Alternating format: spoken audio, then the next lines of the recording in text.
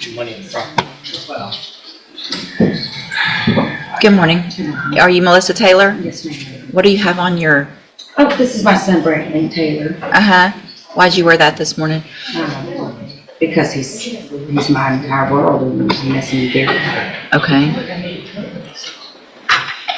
Ms. Taylor, this is your initial... No, you were here before. Did you get someone hired? Ma'am? Did you get someone hired? No, I have contacted 4 different attorneys. I have the printout paperwork. I got all the information. They're extremely expensive. I don't know if they're able to get their funds gathered for that. Who'd you talk to? I spoke to Where? a month ago. Where'd you... About in my phone. Okay. Did you talk to some more since that last court date? The last hearings. You asked, you instructed me to get 3 quotes. That was what I did. I can get that turned into you after, Okay. If I test you this morning, you can have anything in your system? Have a seat in the jury box. We're going to text.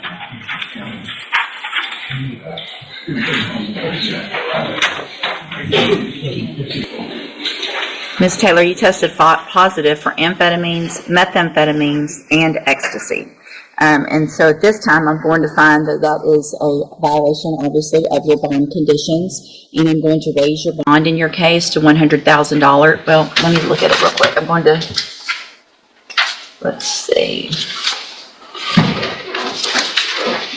In one of your cases, you're charged with assault on a peace officer, the other credit or debit card abuse. In each of those cases, I'm raising your bond to $100,000 in each case. Okay. If you make the bonds in those cases, you are ordered to wear a drug patch at all times, get it tested at the appropriate times, and then we will move forward with your case. Can I ask a question, please? Am I about to be arrested? Yes, you're going into custody right now. Okay. I have a child. You shouldn't be using ecstasy and methamphetamine. If you have a child, you can go back with the bailiff. So Go back with the bailiff right now. Go back with the bailiff. Go with the bailiff. My child is missing, and he's with a terrible person. Good morning, sir. You're Denzel Lewis. And Mr. Lewis, you were previously in court, entered a plea of guilty to the third-degree felony offense of unlawful possession of a firearm by a felon. The agreement was for a cap of 6 years in prison. I've received the pre-sentence report. Has everyone had an opportunity to review that report? Yes, Your Honor. Yes, sir. Are there any additions or corrections? Just argument from the defendant. In addition, I have received the jail incident reports, which have been turned over to counsel. Have you both had an opportunity to review those? I have. Also, I have received this morning and now reviewed, it looks like 4 letters of support that Ms. Holmes brought today. Mr. Smith, have you had an opportunity to review those as well? All right, then Ms. Holmes, you may proceed. Thank you, Your Honor. In looking at the PSI report, Mr. Lewis does have obviously previous criminal history spanning from juvenile and to adulthood. The priors that he has, it appears with burglary of a habitation. It looks like 3 cases, but they ran concurrently, in which he was placed on probation and had a revocation, in which he was sentenced to 8 years in TDC. He has since been discharged from that, Your Honor, and after being released, there was this traffic stop, which resulted in a firearm being found in the vehicle in which Mr. Lewis was driving.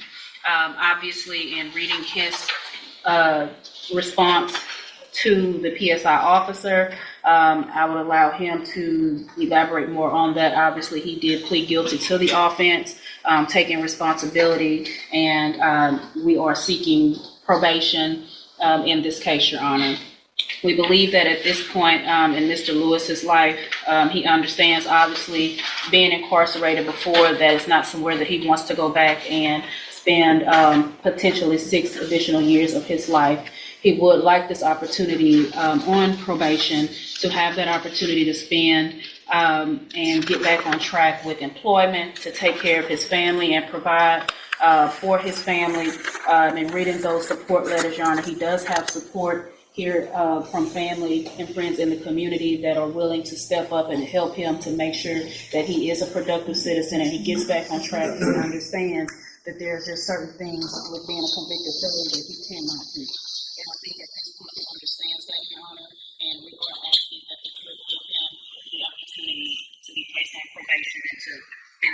firearm while on probation. Well, I guess before we go any further, I want to make sure I understand because Mr. Lewis, your version of this is that it wasn't your gun, it was in your girlfriend's purse, and you didn't even know her purse was in the car, much less the gun was in the purse in the car.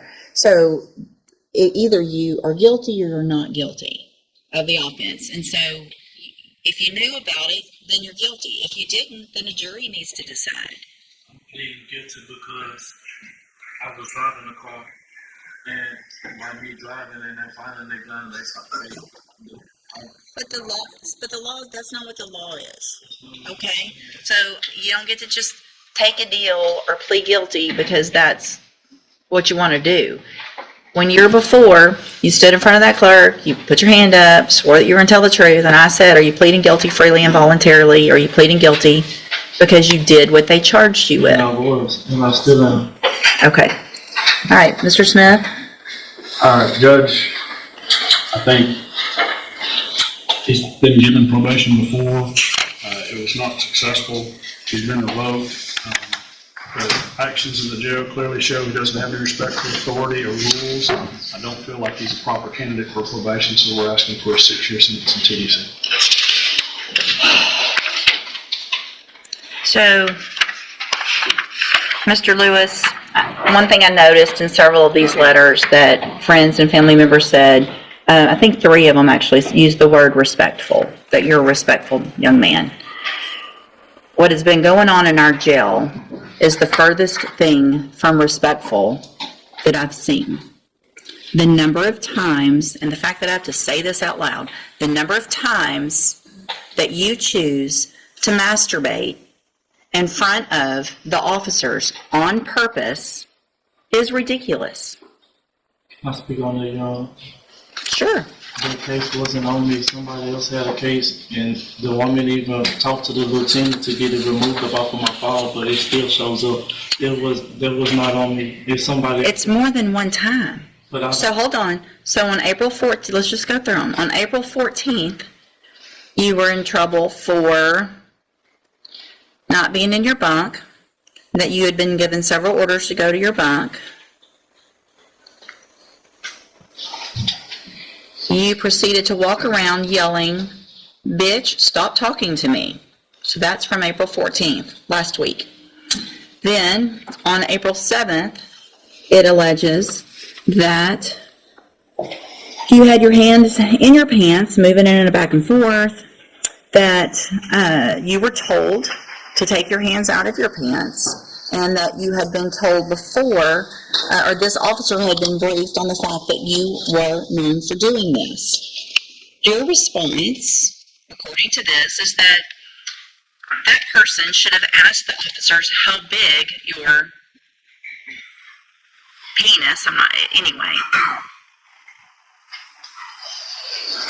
Since they want to be talking about you, they should have told them about that too. Then, on March 25th, before that, a week, so another officer, and these aren't the same officers, it's not the same person saying the same thing about you, somebody has some vendetta against you.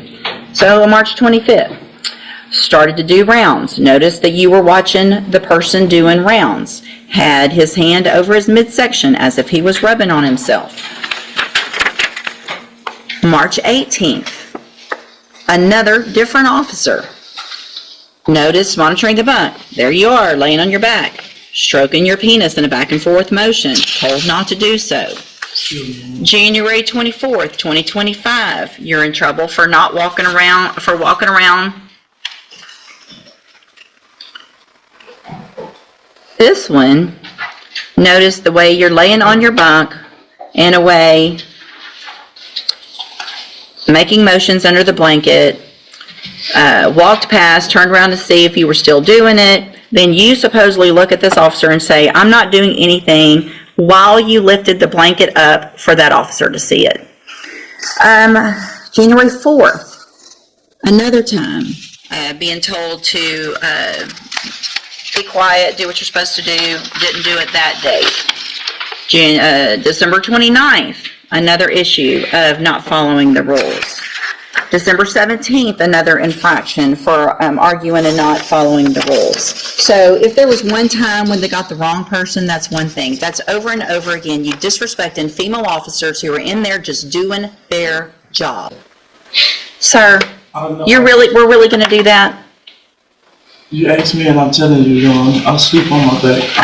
I have sisters, I have a mama, I don't do that. Them people write whatever they. They're making this up on you? That's terrible of them to do that. If you look at my cases report, ma'am, I don't have any cases on none of that. I don't have any time, I'm not on no restriction on none of that. Okay. Up in the county. You were off parole, the way I do the math, less than a I was on year. parole. So you did your whole 8 years? Yes, ma'am.